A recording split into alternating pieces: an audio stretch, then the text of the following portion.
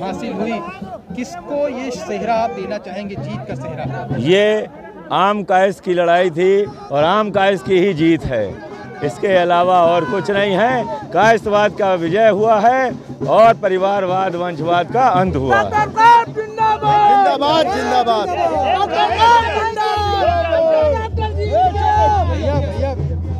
Doctor साहब, आज आपकी जीत हुई है और बहुत अरसे बाद एक परिवारवाद का अंत हुआ है। किस तरीके से आप उसको लेके चलेंगे? आज केपी ट्रस्ट का एक एशिया का सबसे बड़ा ट्रस्ट है। एशिया का सबसे बड़ा ट्रस्ट को अब विश्व का सबसे बड़ा ट्रस्ट बनाएंगे। एशिया का सबसे बड़ा ट्रस्ट 150 साल पुराना होने के बावजूद उसमें अस्पताल नहीं है, अस्पताल बनाएंगे, डायग्नोस्टिक सेंटर बनाएंगे, धर्मशाला बनाएंगे और अपने लोगों के लिए स्वरोजगार की स्कीम लेके आएंगे।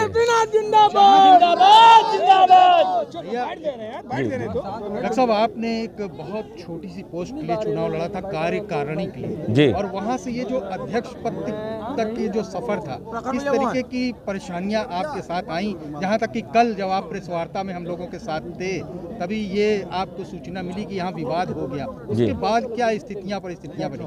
देखिए, एक परिवार विशेष जो है उस कायस पाठशाला के ऊपर एक तरीके से काबिज है और वो अपनी गद्दी या यूं कह लीजिए अपना सत्ता छोड़ना नहीं चाहता है और किसी आम कायस के लिए तो कतई जो है वो तैयार नहीं है।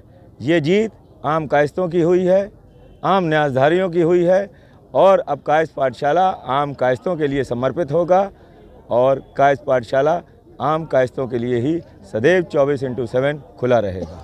जो कुछ 3 प्रमुख बातें, क्या आप सबसे पहले उसको ध्यान देंगे? सबसे पहले जो 3 बातें प्रमुख होंगी, किस बातों को आप विशेष? सबसे पहले कायस पाठशाला में समस्त कायस परिवार के एक सदस्य को उसमें जोड़ना, ऑनलाइन माध्यम से मात्र 100 रुपये में। दूसरा विषय, जल्द से जल्द डायग्नोस्टिक सेंटर बना के देना और उसके बाद एक बहुत ही मल्टी स्पेशलिटी बड़ा जो है मल्टी स्पेशलिटी हॉस्पिटल जो है बनेगा, जो न सिर्फ कायस पाठशाला की शान होगा बल्कि पूरे प्रयागराज की शान होगा।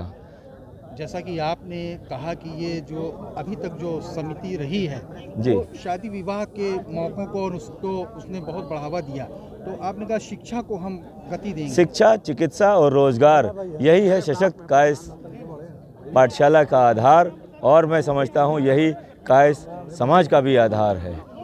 एक बार आपकी जीत शाम को फाइनल हो गई थी, उसके बाद विवाद यहाँ शुरू हो गया था।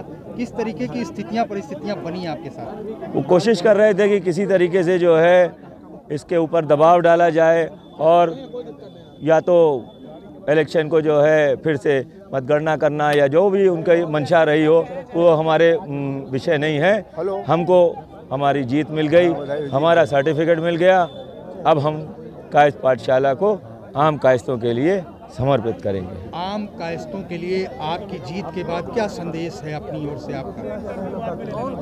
कायस पाठशाला में जो व्यवसायीकरण हो रहा था अब उसका जो है अंत होगा और कायस पाठशाला आम कायस्तों के लिए हमेशा जो है। एक चीज़ बता दीजिए कि वो आदेश करा के ज़बरदस्ती ट्रिब्यूनल के यहाँ गए थे, माननीय ट्रिब्यूनल जस्टिस विपिन सिन्हा जी ने मना कर दिया।